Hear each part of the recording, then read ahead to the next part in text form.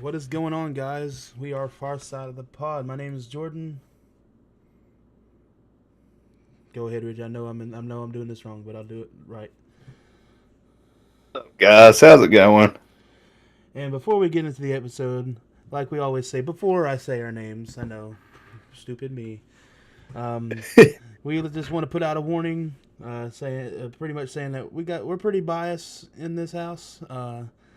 We like what we like, and we really love what we love. So if you get offended by anything in this podcast, or honestly, if you get offended by anything, this might not be the podcast for you because Oh sometimes we shit. sometimes we could be a little ourselves, I guess you could say.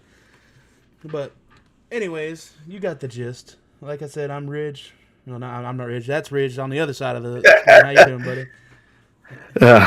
It's a day, I can tell you that much. I'm Jordan, and that's Ridge. How you doing? How you doing? But on to the first segment of the day. We got some exciting news for especially me being a Saw fanatic. Um, we talked about on the Hey, last. Slider, I'm sorry to interrupt you.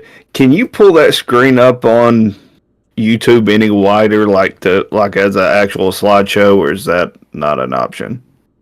Just give it a second, Rich. Well, okay. I I already did it. It just ain't caught up yet. No, Gotcha. All right. you're good, man. Well, never mind what I say then. Oh, I get what you mean. Full screen, you mean? I don't know if you can do that. Yeah, yeah. No, like full Oh, there we go. screen, There we go. We got it. We got it. We got it. full windows. Yeah. So yes, again, like I was saying before, um, we are getting a. We talked about last episode how we were getting a new Saw movie, or technically that the Blumhouse was picking up the Saw franchise, and it looks like James Wan and Lee Wanell, who, if you don't know, created the franchise, and Lee Wanell starred in the original movie as Adam. They will be on the movie. So not only will we have the hand of Lionsgate, who worked with it previously, but we're also getting Blumhouse, and we're getting the original creators up in this joint. Ridge, I'll let you Oh. go. I'll let you go first. I know what you think about this. Ooh. Ooh. Ooh. It's my main thought. We got these two overseeing this whole project. That is more than what any of us could ever ask for because those two minds behind Saul it lets me know that's in good hands, right? Right. Uh, just the one thing I want to go ahead and throw out there is that with them coming in, and from the sounds of it, we will not be getting a Saul 11, and instead it'll be more than likely we're getting a newly rebooted franchise, possibly. Now, does that mean that we get rid of the old man? I don't know. I'd imagine so, since he's on up there in age, you know. But who knows? We'll have to wait and see. I mean, technically, they could continue it with like how they did like Jigsaw. I mean, though majority of the movie was like a flashback or whatever, but by the end of it, it was revealed that uh, medical examiner doctor, whatever he was, turned out to be like a member of like this cult per se. You know what I mean? Like the cult of Jigsaw. So maybe they can build off that. I don't know if they would, but I mean, it's a first starting point on what they could do. Yeah, I mean they very well could go back into that route. Now I know that Jigsaw isn't a big time movie like for a lot of the fans. I know that wasn't one that everyone thought was fantastic. I can't complain about it. I thought it was pretty good. It kept my Right. attention for enough of it. So as long as the movie can keep my attention, you're doing something halfway right at least. Right. So I'll give it that. So I say, as a super fan of Saw, I would say that this is the only thing that I really need to hear is, if we're doing another Saw movie, I would want these two guys on the franchise because, like I said, these are the guys who, created it.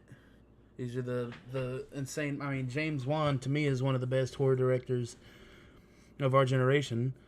I mean, just look at his track list, and Lee Wanell, I mean, he is the mastermind behind this franchise pretty much. I mean, and he starred in it himself. So it's like, how can I not be excited as a fan of this franchise? And I just hope that they do it right, which I have more faith in them than in anybody. So, but yeah, that's what I think about it. So on to the next segment. Looks like Disney is starting or looking into doing a new Pirates of the Caribbean movie. And there's been some speculations and some talk saying that some original cast would return. Now, from what I heard, I don't know if it's been like confirmed, but I did hear that Orlando Bloom is more than likely going to be in it. And that's pretty exciting because I mean that confirms that we're getting one of the original trios or one of the original three, you know what I mean? And, does that mean we'll possibly get Depp back in it? What do you think, Ridge? It's tough to say right now. Just from after what he's already went through, and from what, he'll ask for a lot of money, I'm sure, to come back. I don't think that he is 100% set in stone on coming back, but if they offer him enough and if he thinks that the script is right, I could see him coming back. Now, the question I'll throw back to you is that if he doesn't come back for another movie, and we continue on with this crew, will it be a good Pirates of the Caribbean movie? I don't think that it, per se, would be horrible, to say off the rip. Of course people are going to assume it since, the flagship character of the franchise wouldn't be in it. But I think that if the story is good enough and they do good enough with it, it could succeed. But, the numbers will probably be lower if Depp's not in the movie. Because, though, you got the people who hate Depp for, the things that he was accused of. But we also have, we have people like us who, are still fans of him and still love him. It's a whole turmoil thing, and who knows what Disney will decide with it. Now, my question is do you remember the after credit scene for the last one? Yes. That's what I think they should do, is continue off that. But from what that after credits scene, if I'm not mistaken, and forgive me if I am, because that was forever and ago that movie came out, and going off memories, is that technically still indicated that Depp would be back. That we'd still have Jack Sparrow back. Oh, I don't think we're talking about the same after credit scene then. Are we not?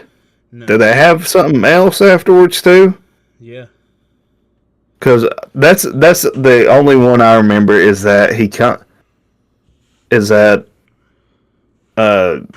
can't think of the characters' names, but they're asleep in bed, and then all of a sudden, like a window pops open or something, and there's a shadow of Captain Jack. Oh no, dude! Looming over him. You misinterpreted that scene. It's not Jack. Well, who is it? It's Davy Jones. Oh. Literally, you see the tentacles hit the floor, and you hear his wooden leg hitting the floor.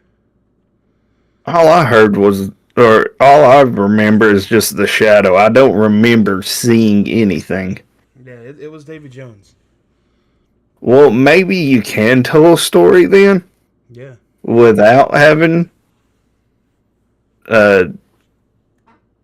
Captain Jack Sparrow in it, but will it do as good? I don't know. Maybe. I think the name alone itself is going to get people interested in the movie. Well, yeah. The only other way I see being able to do this is if you just reboot the whole thing. Yeah. And just start from scratch. Maybe bring a few people back to play different characters. Or it could be like some of the original crew members. Like the Right. crew. Right, but you'd have to make sure that. To me, I would think that you would want to be able to tell the difference more. So Right. if we're going to restart the whole thing. Oh yeah, if we're restarting the whole thing, that makes sense. But yeah. But I mean, like I said, maybe you can throw in some people into like smaller roles in the background or playing some of the people that were as good guys this time are playing the villains, and that's how you get Orlando Bloom back, is that he's actually playing as one of the villain pirates this time. Yeah. Good. And it looks nothing like him, Yeah. That's the only way I see being able to reboot it and still include someone as high end as him. Yeah. I don't know. I guess we'll have to see. Yeah, we'll have to wait and see when if and when it comes. Yep. All right. So on to the next segment. We got a little video / trailer / teaser a few days ago saying that we are officially getting Lilo and Stitch 2. Now, Ridge, what you got on? I'll let you take control of this segment. Well, like you said, it got teased that Lilo and Stitch 2 is in development over at Disney Studios. This announcement came during on 626 Day, and go figure that this movie was going to come. Yeah. Lilo and Stitch made a shit ton of money. How much exactly, I don't know. We stopped keeping up with it. Shame on me for not being able to keep up with numbers from time to time, like I should have, and especially whenever we're talking to Lilo and Stitch. So I am still thrilled about this being a thing that's happening, and I cannot wait to see what comes from this. I'm going to go ahead and say one of the big things that I hope comes from this, pun intended, is that in this second movie, we get Captain Gantu finally. Yeah. And even if it's, the reason why we didn't originally see him in the first movie was because he didn't actually work for the space program or whatever it is. I can't think of it right off the top of my head, so forgive me. But he doesn't work for this group out in space where Stitch comes from. But instead, he works for the villain that you see on the TV shows and in the sequel movies, the Dr. Hamsterville or whatever it is. Yep. And that's how we introduce those two characters. And also, if you're going to introduce those two characters, let's also please, just for shits and giggles sake, and because, we gotta get into some goofy stuff, I feel like, to keep more people entertained with this movie. Bring in Ruben. That's a great background character, I think. Slater, what do you think? What are your thoughts on who you'd like to see? Anything on this? The main thing that I think should be done is Gantu. Like, I mean, it was kind of a, I wouldn't say a full miss because, the movie, succeeded in what it did and everything. But, especially people like us who grew up watching the original movie, we were kind of disappointed that Gantu didn't have anything to do with the original one. Well, with the remake, So it's like, I feel like bringing Gantu in would definitely be a smart move. Depending on how you portray him or like who he works for or whatever, I guess can depend on how people will like it. The only thing I really hope they do is, unlike what they did for Pleakley and them, keep Gantu in his form, in like his alien form. Because I mean, Gantu is menacing in cartoon form alone, so imagine how menacing he could be in the live action. You know? Oh yeah, he'll definitely be very menacing. It'll be like, to me, the way I see it is it's Gantu almost has the same feel to him whenever he's on Earth in Lilo and Stitch as Galactus is whenever he's on Earth. You know, they're both big fuckers that you don't want to mess with. Right. Just two different sides of the ballpark, though, in a way. Right. Also, I will go ahead and say, I know that was talked about at the slightest from the director, is that he would like to, if they got to make it, and of course they're getting to make it, if they got to make the second movie, that they also introduced Stitch's girlfriend, Angel, the pink version of Stitch, pretty much, the female version of Stitch. And so we'll get to see her too. I think it'll be really cool. So Maybe they'll at least, like, if they're gonna bring Angel in, they gotta bring more than one Stitch, I guess you could say, in, because it's like you don't want to like follow the formula of like Sonic is, right? You know how like each movie there's been a new character show up in it. Yeah. So like, you know, I feel like they should at least, at the very least, even if it's not Ruben, which they should do Ruben for like comedic, you know, relief. Though, you know, Stitch is already funny, Ruben could be funnier, you know. So, but He's a great background character to have. Now, here's the real thing. One thing they could do, it could be Leroy and Leroy and Stitch instead of Lilo and Stitch 2.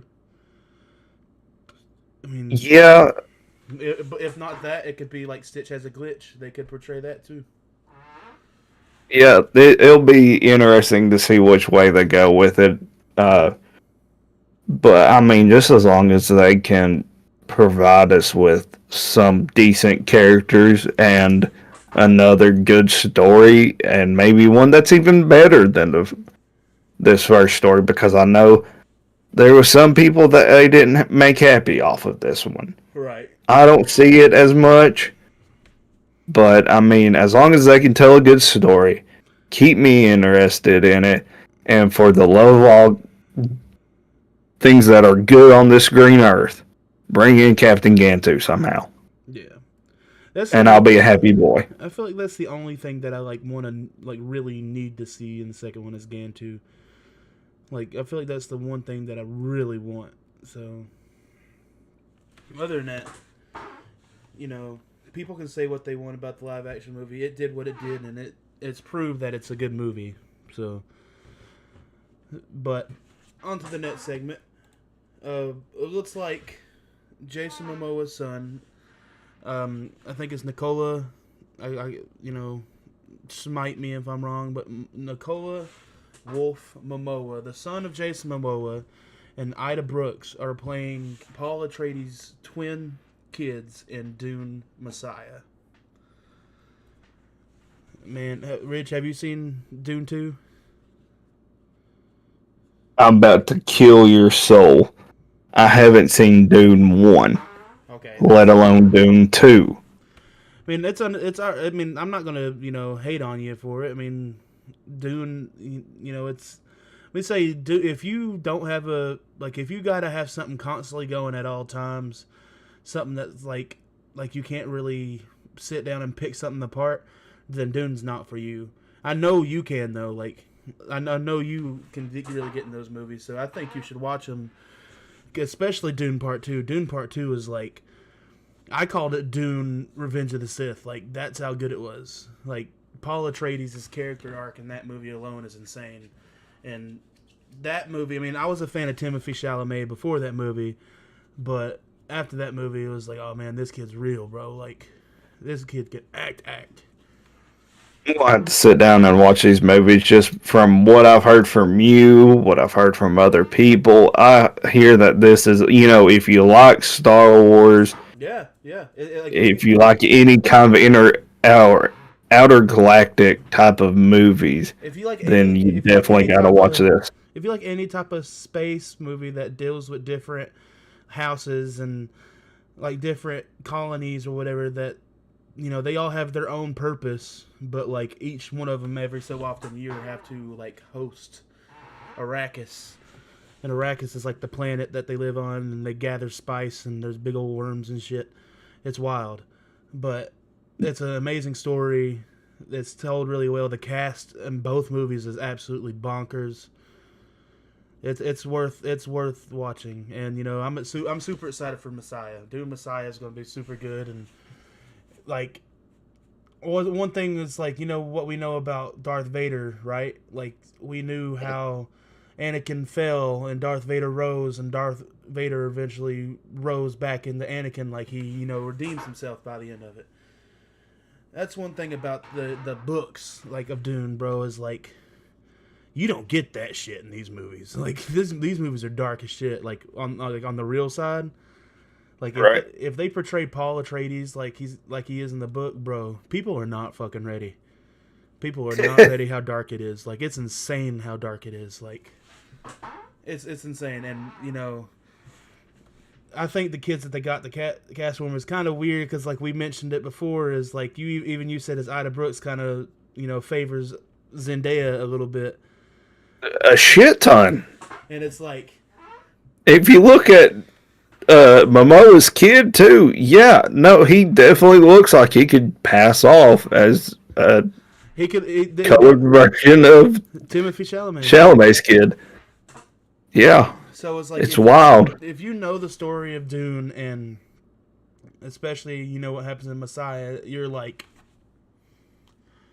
how is somebody like Timothée Chalamet and Florence Pugh make kids look like this? So I wonder how that's gonna play out. I'm excited. Like I said, I'm excited, super excited to see anything Dune. I ain't watched the show. If it's ass, I probably won't watch it. I won't lie to you. But the movies are astronomically amazing. So I'm excited. Can I ask an odd side question real quick? Yeah. Okay, what does Florence Pugh have to do with the kids? Just watch I thought it was Zendaya. Okay. Just watch the movies, Rich. Yeah, I got you. I'll watch the movies. Gotcha. Yeah, just watch the movies. But okay, I got you. I'll give it a watch it at some point. I'm telling you, hey, especially that second one, Austin Butler. Hell, Austin Butler. I think Hunter Schafer. You got Batista. You got Peter Sarsgaard. Not Peter, but Stellan Skarsgård. I mean, the cast is insane. Like, it's worth it. You also have coming into this third movie, Robert Pattinson. That, too, and I heard that he'll be filming something else that we'll be talking about after Dune Messiah. So. Mm-hmm. All right, so you got anything else to say on this? I'm interested in it. Well, you need to watch those movies and get back to me on how you feel about them, because they're pretty good. All right, so on to the next segment. Looks like we got some DC news coming at y'all, and we're going to start with a pretty hot one in my opinion. So Mike Flanagan, if the creator of Haunting Hill House, Bly Manor, hell, Follow the House Usher, and he is in the middle of currently filming Carrie. He is directing Clayface. It looks like DC Studios is coming out with I don't know if they said rated R yet, but I know it's going to be a more horror take on Clayface. So, what do you think about that, Ridge? So, I'm going to correct you real quick. We don't know if he's going to direct the movie yet or not. He has written the script. Oh, I mean, that's yeah. fine too. And some people might say, but didn't they just send it in for a day or page one rewrite? That happens with a lot of movies. Right. Is that they get sent back for a little bit of editing on the writing here and there, but it's still his writing. So we know that he has written the script for it. if he's going to direct it yet or not, I'm not 100% sure. So just want to throw that out there. And what not? The thing is I don't think we've ever got Clayface live action. Did we get him in Gotham or something? Like I don't. If we did, I don't know. But the thing is like If we did, I can't tell you.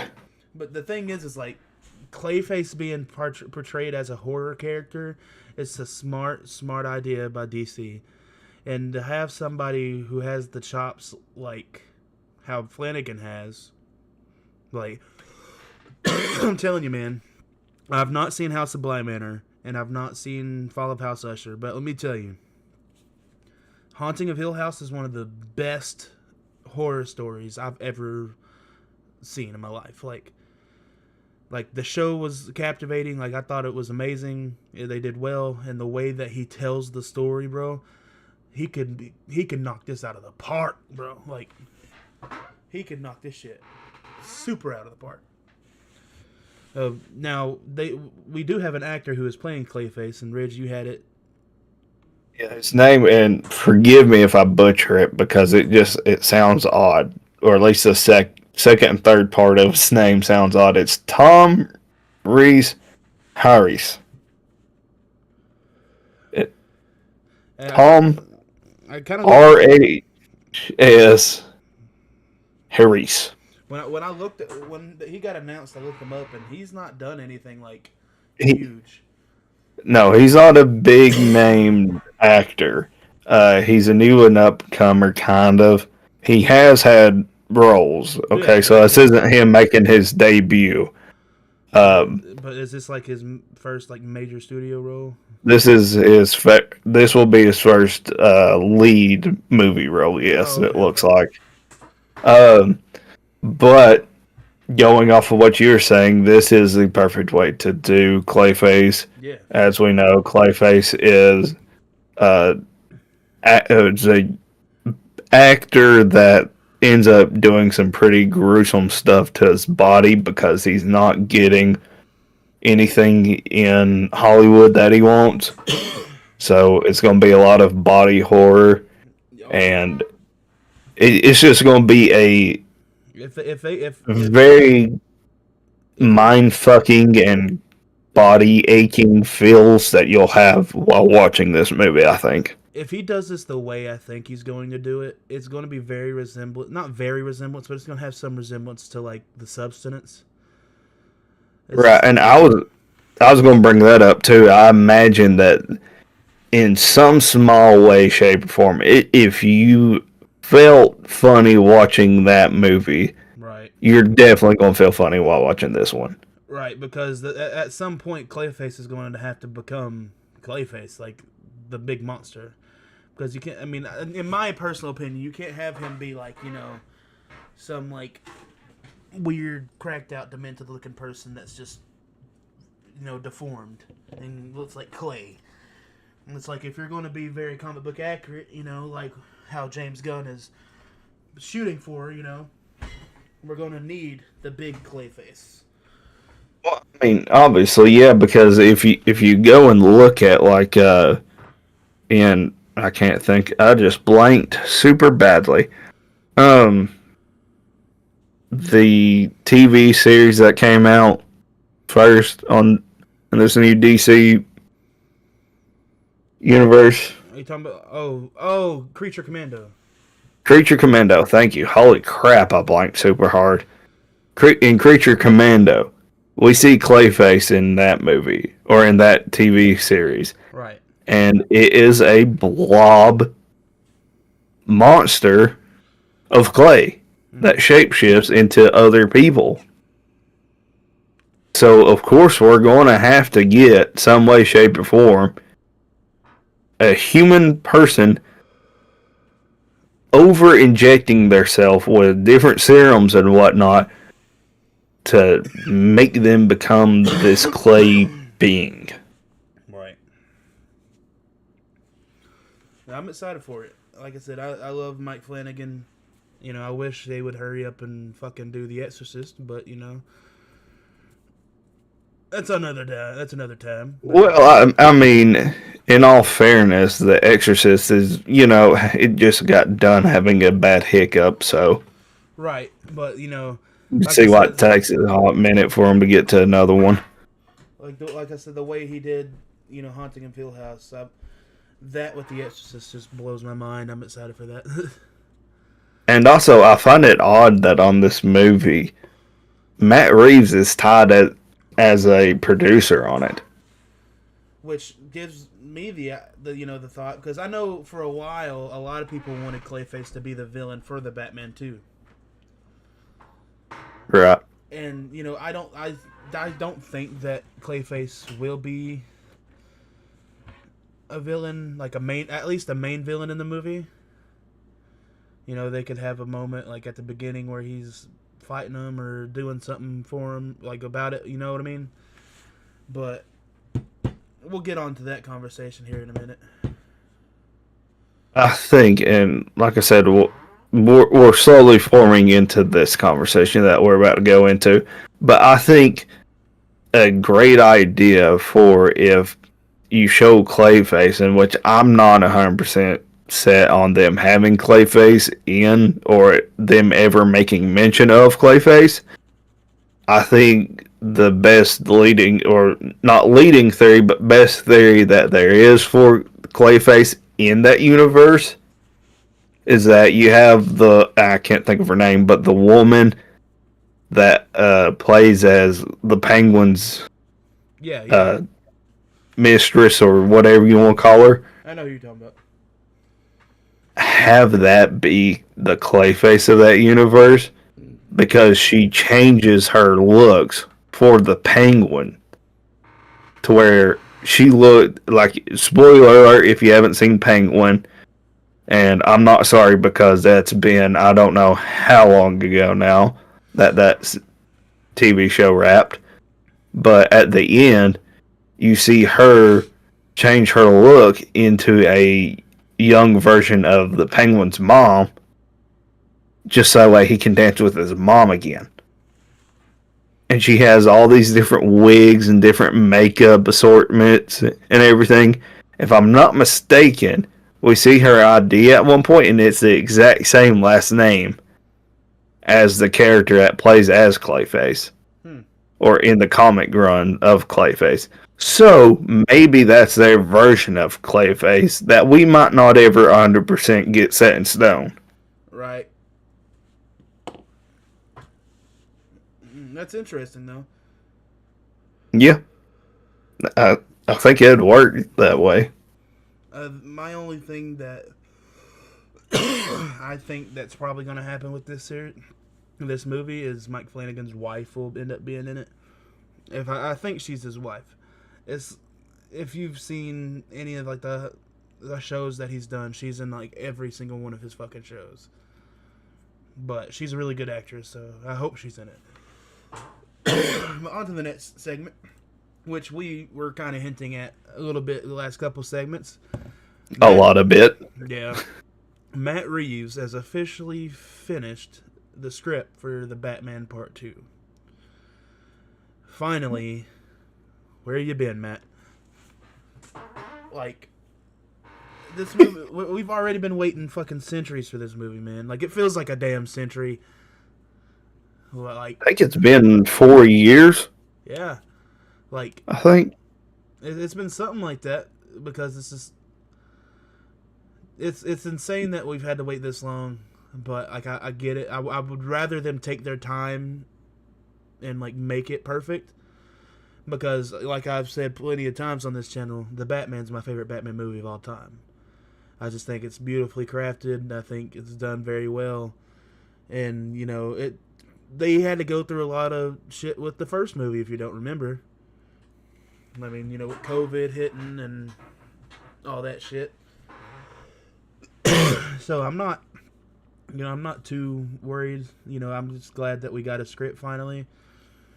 But my real question, Bridge, is like the number one main question is, who do you think will be the villain of the Batman Part 2? Or who do you think should be the villain of Batman Part 2? the main villain, or Yeah. because I'm thinking villains. Well, I'm thinking there's going to be one main villain that's the focal point of the movie. Though they The may, main. like you know, like I just think there'll be a, like, you know how in the Batman, you know, the Riddler was the main focal point of the movie, but we got Falcone in the movie, we got the Penguin in the movie, you know, like we got different people in the movie, but it's like, who is like going to be the Riddler of this movie? Like, who's going to be the one pulling the strings? Mm. See, because you threw in that last little part that makes me want to change my answer now. Right. Because saying who's pulling the strings is a lot different than saying who is the main villain that we're going to see for the majority of the time. Well, that's what I'm saying. Mainly is like, who's the final villain that he's going to be going after? Like, who's the main focal point of the movie? Okay, so the main villain that we're going to see a lot of, I think, and I think that this is one that everybody's been wanting for this movie, is going to be Mr. Freeze. Thank you. Yes. I think that we are going to get him, but just because of the timing of whenever this movie is going to be happening, is going to be during major winter weather. Yeah. So it only makes sense, right? And with Gotham being flooded over, you know, there's got to be something to do with that tragedy or whatever, because we got to have a time jump, right? Like, it can't be like year 3 Batman. At this point, it's got to be like year 5 or at least year 6 or something like that, you know? I think there'll definitely be a time jump. Now, to go back to what you were saying, though, earlier, well, let me just lay this all out for you, okay? Right. I think that we have a great chance at the very beginning seeing Hush. Yeah, for sure. For sure. I can see Hush being a problem throughout the movie, yeah. Hush ends up working for Mr. Freeze. Yeah, kind of as like his informant, because his dad was a reporter type thing, yeah. That could be solid. I mean, the thing is like, how do they not have Hush in this next movie? Because the thing is Hush can be the main villain. Like, I'm okay with that. Because, I mean, Hush is one of the best Batman comics, you know, ever. But it's like, I'm okay with them bringing Hush in. If they make him the main villain, I won't be mad. But I think we need Freeze. I think Mr. Freeze is a live action villain that everybody has been pretty much demanding for years, in my opinion. I'm going to throw a wild card as to who is pulling the strings. Okay. Because I don't think, and this is also a bold, wild, hot take, I don't think we're going to get the part 3. You don't think so? Unfortunately, I don't think we're going to get to that. I think that they will want to get to it, but just to how much, unless this movie just breaks the bank compared to whatever Brave and the Bold will end up doing, right. I think that this will be a last movie. See, just because of how much time it took to get to this one, I don't know if Robert Pattinson will feel like waiting around that long again. Right. I can understand that. And the thing is like, this is going to be a weird thing to say because I've been very adamant of not being for this. But what if they do bring Robert Pattinson's Batman into the DCU? Because there's a lot of talks about it. Because with how big of a jump this has, and how big of a jump they could have after that, they could have these two movies as pretty much his upbringing or his 2 greatest cases that he's done since he's become the Batman, you know? Or the slight issue is that even then... we couldn't even have that because in The Brave and the Bold we're going to have the Bat family, and we know death in the family, that's probably Batman's most iconic.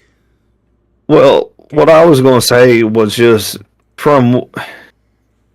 The reason why I don't want it to be this way neither is because let's keep it close to how we've already seen him in like the animated form in Creature Commando. We've seen a pretty fucking big Batman. That's what I'm saying, like, and we've talked about this on the podcast before, but if they do not cast Alan Richardson as Batman. That is the biggest fumble. I think I that's a don't think very they're huge casting fumble. him. I I think don't think they're casting him. I think because I feel like they've already talked about it, and I think that they're already past having it be him. as long as it's somebody good. Like I know there's a guy from like the one of the Yellowstone spinoffs that people bring up, and I think do pretty good. And I know he's really big on wanting to be Batman. But like my big thing about, I mean, we'll get back to the Batman 2 after I say this. I'm sorry, guys. But the one thing I hope they do with Brave and the Bold is, I mean, the first thing is like they're going to have to come out with some anime. I know they're coming out with an animated movie of Nightwing and Red Hood, but like it's going to be hard to have people understand, like especially like kids who don't know. It's like, how did Nightwing get here? How did Red Hood get here? You know, who is Damian? You know, who's Tim Drake? You know, who's Red Robin? Because I mean, if the whole Bat family is going to be in there, we're going to have Nightwing, we're going to have Red Hood, Red Robin, Robin, Huntress, probably Batwoman. Every time you say Red Robin, I just want to say yum afterwards. I'm sorry I had to say it. I mean, I understand. Uh, so my only argument to that, though, is that you have to also remember that this DCU that we have is set where superheroes have been around for a really long ass time. Right. And as much as you can sit there and ask the questions about those characters, you can also have kids ask that about the Green Lanterns. Yeah.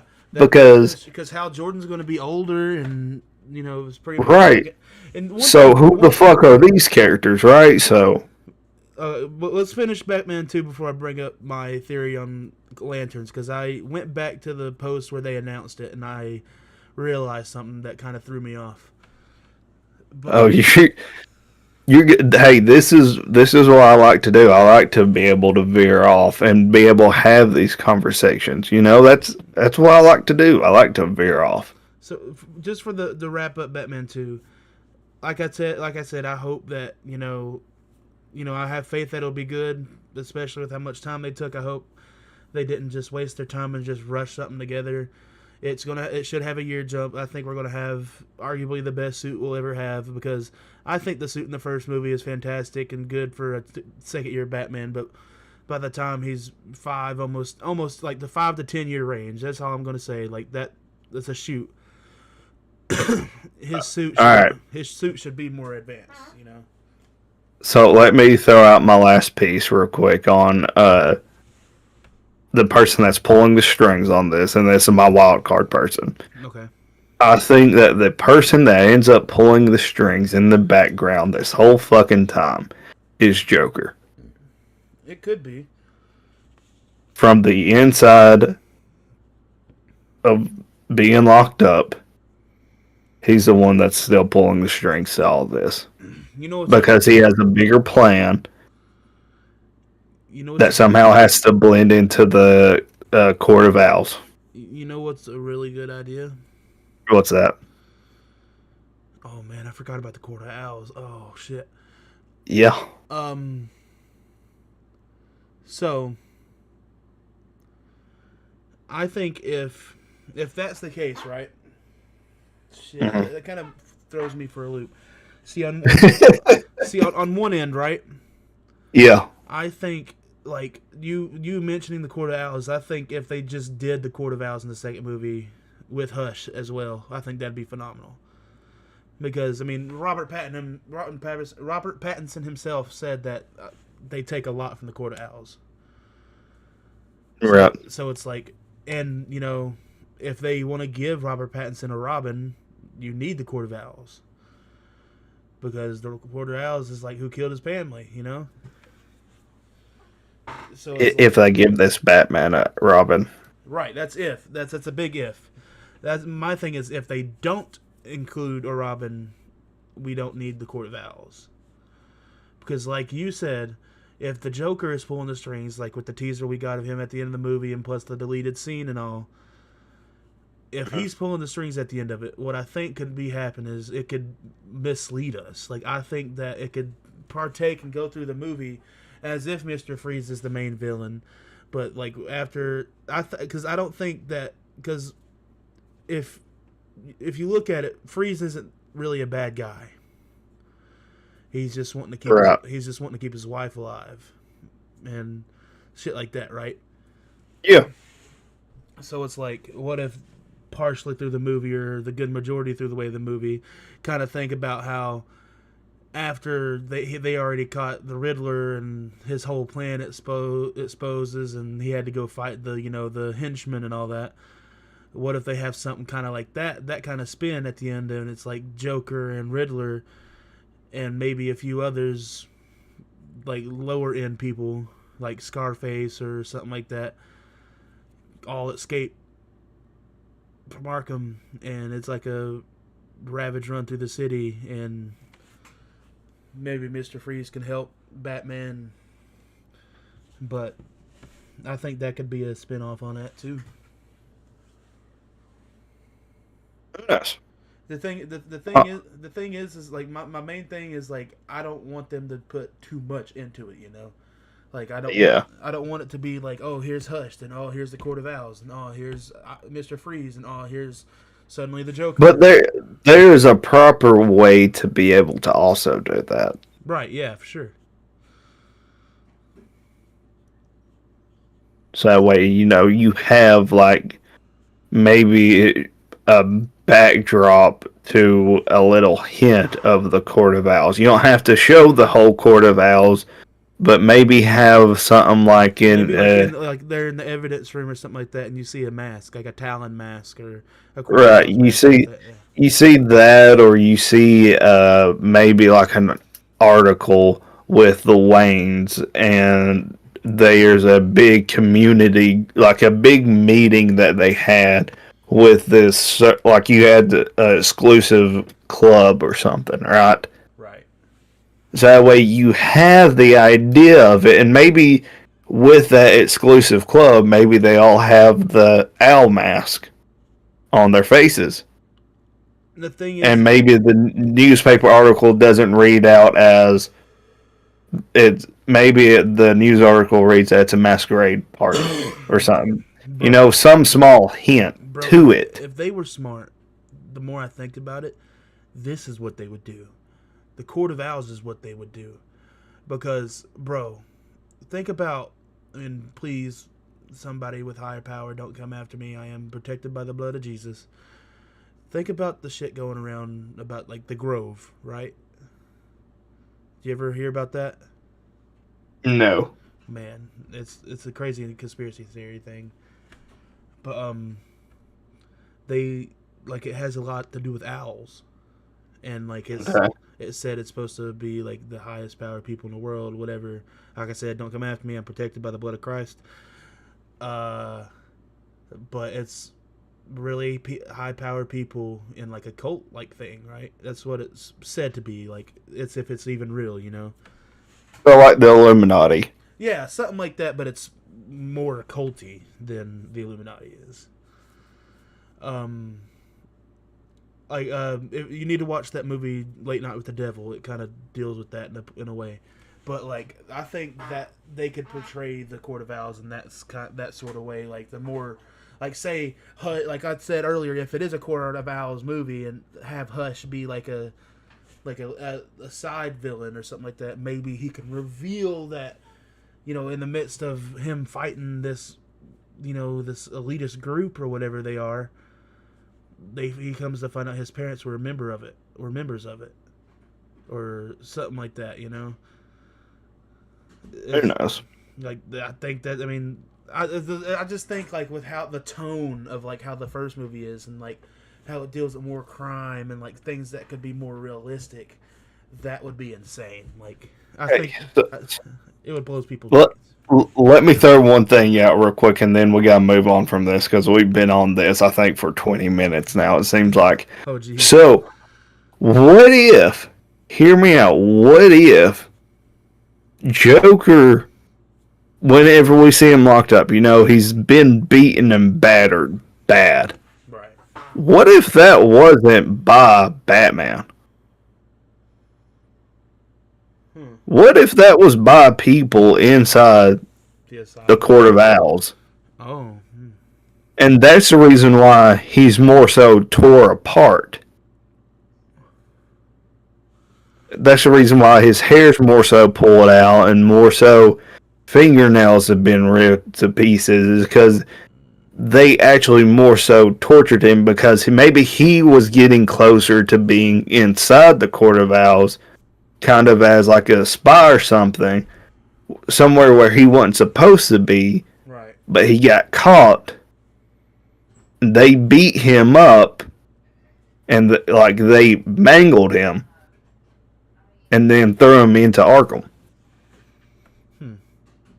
Because with the what was her name? What was it? Sylvia or Sylvie from Penguin? I can't remember, but yeah. She got locked up. Yeah. But it wasn't because of the Batman. It was because the Penguin managed to get her in there. So what if the Batman didn't beat up Joker? That's an interesting. It just so happens that they had also worked. Maybe Batman had already fought against Joker. Is it wrong for me to say, like, I get like what they're doing with the Joker, but I wish his face wasn't like as puffy as they made it. No, you're not wrong for thinking like that, but that's what I'm saying too, though, is like maybe that's the reason why he looks the way he does more so. I mean, other than the smile, because they explain that Joker has a type of disease or something that makes him continuously smile like that. Yeah. Well, it's kind of like how Joaquin Phoenix's Joker like laughed and when he felt weird. Right. But like, okay, before we move on, I want to say my thing about lanterns real quick. Go ahead. So I was just scrolling through some old pictures and I found the picture, like the screenshot of when they announced it, right? Like when they first announced it. And the picture was like half Hal Jordan, half Jon Stewart, right? Yeah. But what I noticed is the Jon Stewart had the yellow ring. Like in that picture, it was like Hal Jordan had the regular ring, but Jon Stewart had the yellow ring. Oh no. I wonder if that means anything for the show. I just saw that the other day and it kind of like twisted my brain for a second. But yeah, no telling. Let's continue with this show. So the next segment, and it's kind of a funny break a little bit, but so Superman comes out here in 2 weeks, pretty much a week and a half almost. But Superman comes out as the official theatrical debut of the DCU. And it is, the new Superman. And we know in the online community of comic book fans, we know that there's something called the Snyder Cult. And these are people who think that Zack Snyder's movies are the end-all, be-all, and there's nothing that exists that is better. And they are trying to build a regime or like a protest or ass thing, whatever they're fucking doing, to bomb Superman. Like, talking about buy movies and not go to, like, buy tickets and not go to it, or just go to the movies and interrupt it and be rude and just stupid. What else were they saying, Rich? Do you know? The only things I remember from it was obviously, like you said, that they was just trying to kill it. They was trying to make it seem bad. They would write bad reviews on this Superman movie before it even comes out or whenever it comes out. Just automatically give it bad reviews. Buy tickets but not show up. That's probably the dumbest thing of it. That probably made me laugh the most. Because even if you don't show up, the money You still still goes to him. spent your own fucking money, or your mama's money, or whoever you got the money from that you live in the basement of, or the attic of if you live in Florida. Sorry, that was a fun callback for football reference that happened in Florida. But anyways, either way, you're still buying a ticket. You're still giving DCU your money. Yep. So even without watching it, you're still forking over your own money and having the movie make profit. And look, I'm gonna say this: I'm not a Snyder cultist. I'm not crazy and shit like that. But I did enjoy his DC movies. And like I will tell anybody to their face, I think the Snyder Cut is one of the best comic book movies I've ever seen in my life. I just, it was kind of like the level of Endgame when I watched it for the first time. Like I wasn't like as into it and as emotional as I was with Endgame, but like the shit that happened in that movie just changed the chemistry in my fucking brain, bro. Like, dude, you can't tell me when the Flash at the end of that movie, like, turned back time. You ain't telling me that didn't get you going. Like that alone, like, it made me cry, bro. It was like, yes, we're finally getting something. Like the Flash was like, if you remember the original version of the Justice League, he just helped some Russian family get out of the way, pretty much, right? But it's like, that movie. But I'm getting carried away. But either way, that movie means something to me and it's special. But I'm not one of those people who think that he made the perfect specimen of a franchise, because the thing is like, if he got to continue with his Justice League movies, right, I don't think that would have been the right path, because like having Superman become this evil overlord, like Lois Lane getting obliterated by an ultra beam while she's pregnant, have a whole fucking shebang, like it just, to me, wouldn't have been right. I mean, yeah, there would have been people who like are the Snyder cultists. It's the, like Ridge said, it's the people who can't catch their fucking breath after saying a sentence, and got a whole bag of, like, got one of those big ass totes of cheese balls beside them, and about 15 gallons of piss sitting beside them. Those people Always got that. What'd you say?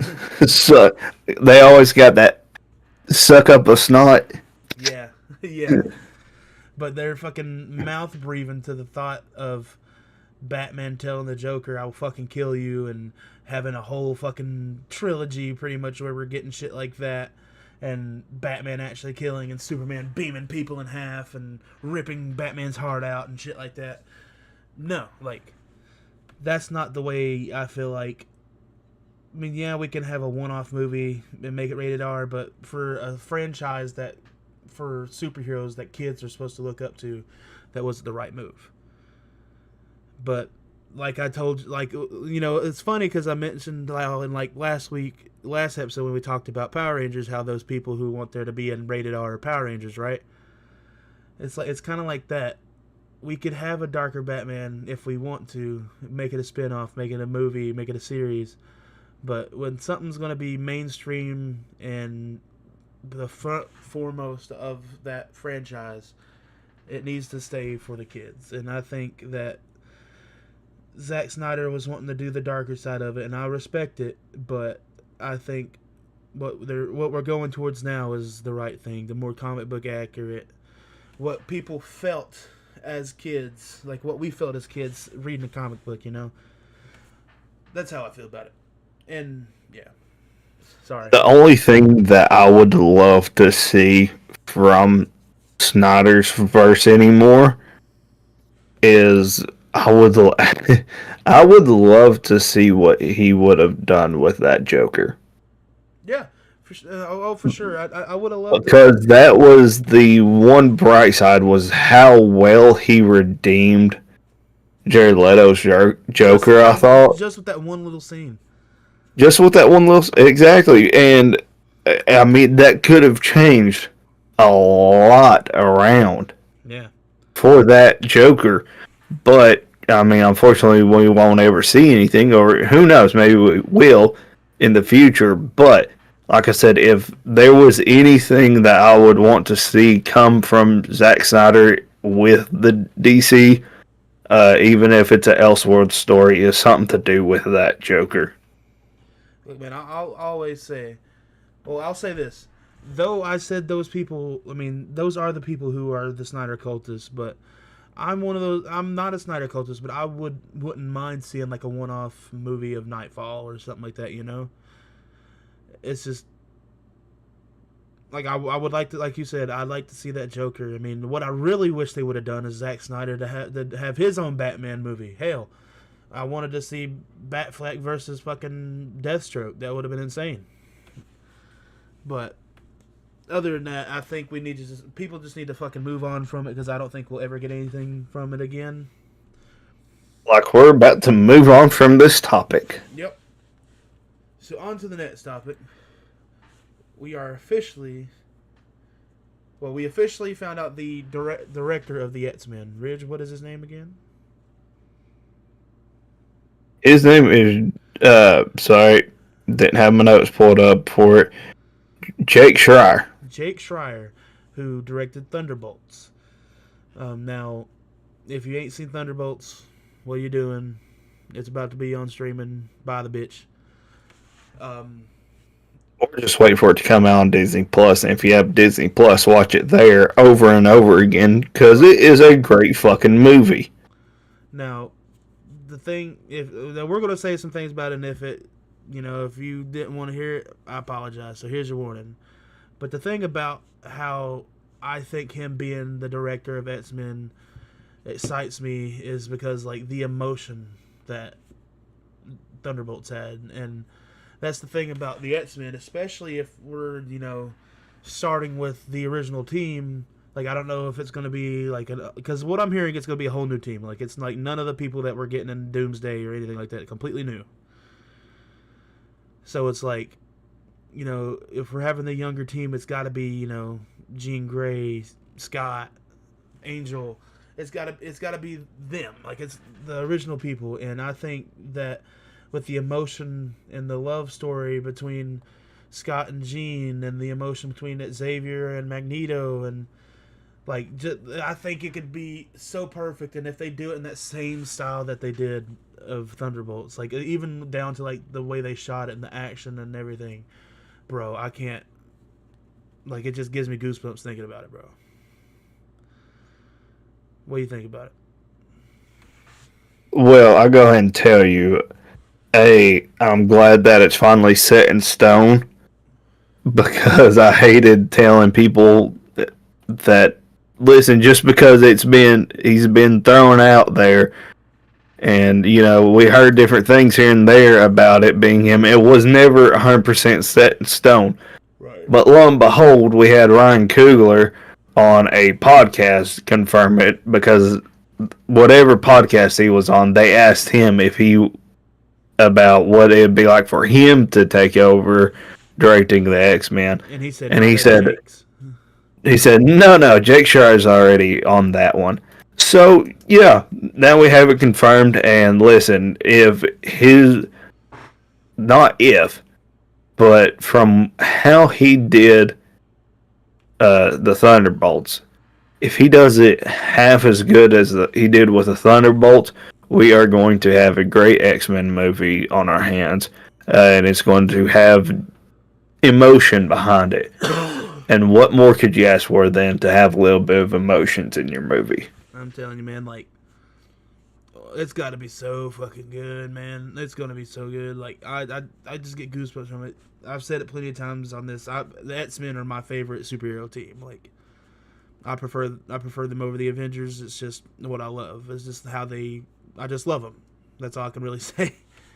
But it's just like, I'm so ecstatic for this movie and for us to get a whole new team, like a whole new group of actors, and like a complete fresh story. And I hope they make the suits more comic book accurate, like especially Cyclops, dude. If he's got how that suit he wore majority of '97, that blue with the yellow strap. Oh my god, bro. Bring it to me. Like I've already heard that James Marsden might be wearing that suit, but still, bro. Like if we get James Marsden in that suit, cool. I'll be all right with that, and give the Cyclops and the live action the overhead thing or whatever. I don't care how you do it. Just do it right, for fuck's sake. But I have. I mean, go ahead. I'm just saying I have faith in Jake Schreier. I like As he killed as long as the as long as the comic, as long as it looks close to how Wolverine looked in Deadpool and Wolverine, yeah. I think we'll be fine and dandy. Now, if you sit there and give me like it shows on this comic book too, Yeah, I'm fine and dandy with that too. Well, my thing with that is like I get, the early comic books they got matching uniforms like that, but my thing is like I feel like we've seen it so many goddamn times. Like, I mean, what? Like they been matching uniforms? Yeah, like I get like it's in the comic books. But Well, like, yeah, because that's how they identify as a team, is that they have matching leotards. Right. And I get that, but what I'm saying is like think back to the original movies. They all had matching uniforms. Then whenever we got First Class, they had the matching uniforms. Then whenever But they weren't comic accurate matching uniforms. Well, if you look at it, the colors of those uniforms that they are wearing in that first issue right there is the same exact colors of the First Class uniforms. The blue and yellow? Yep. Same thing. Same thing for the Dark Phoenix, because they went. That was one of my biggest pet peeves, and that's what I was going to get to. Is like at the end of Apocalypse, they showed they had the comic book accurate suits. I mean, Storm had the black with the talons that hang off under her arms, and Cyclops had the whole get up, and even Mystique had her cool ass outfit. And it's just like, yes. Then when they got to the next movie, they were back in the uniforms like that's right here on this comic book. It's just like, listen. As long as they have a good story, I don't give a fuck what you put them in. I mean, that too. Like, I mean, I don't care. I don't care what you do with it, but it's like if I had to choose, I think this is the perfect time to bring them in with their comic book accurate suits, like the individual comic book accurate suits, like how they did in the animated series. Here's another question I have for you. Okay, in this new X-Men. Right. How do you want Charles Xavier? What do you mean? How do you want him to look? Because, and the reason why I say this is because in some comics of him, he wears the big old helmet with the X on it. You know what I'm talking about? Yeah. So that's not even like, that's like Charles Xavier in like the future or something like that. Like it's like a different version of Charles Xavier. Okay, but I mean, if we're getting a different version of the team, why not make a different version of Charles Xavier? I get that, but I think that's one thing we should stick with is have Charles Xavier just be the mentor teacher in the normal wheelchair, suit, bald, whatever. You can even give him the funky ass eyebrows. I don't care. It's just like that's the him and Magneto are like the only two characters to me. It's like keep them original, like. But if we're setting them for this day and age, you can't have them I get original, I get or else that. they would be hundreds upon hundreds of years old. I get that. Yeah. So it's a wait and see thing. It's definitely weird, like you bringing it up like that. Like that's weird to think about. And I mean, it could be that we get it explained in Secret Wars. That it could be that they came from a different universe, right? Like a different time, like right, and how Fantastic Four is like. Right, so that might be how you can explain them to still be the exact same. kind of. But if not, then you got to set it for today's day and age. Right. That would make sense on like if they wanted to make them black, like we talked about Giancarlo Esposito possibly being Professor X, and I know some people tried to say Denzel as Magneto, even though he's said he's gonna retire soon. So it's like, either way, whatever they do, I just hope they do it right and they do it well. That's all I care. Like even if they change it like that, I hope it's just done well. That's the only thing I care about. So on to the next segment. We're going to talk about some Fantastic Four. So Fantastic Four released the final trailer this past week. And let me tell you guys, it is absolutely fan-fucking-tastic. Untotally intended. Like, hell yes, dude.